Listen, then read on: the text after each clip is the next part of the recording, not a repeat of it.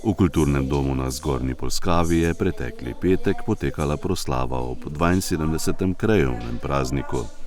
V kulturnem programu so sodelovali literarna sekcija KUD Gaj Zgornja Polskava, učenci osnovne šole Antona Ingoliča Spodnja Polskava podružnica Zgornja Polskava in likovna sekcija KUD Gaj Zgornja Polskava.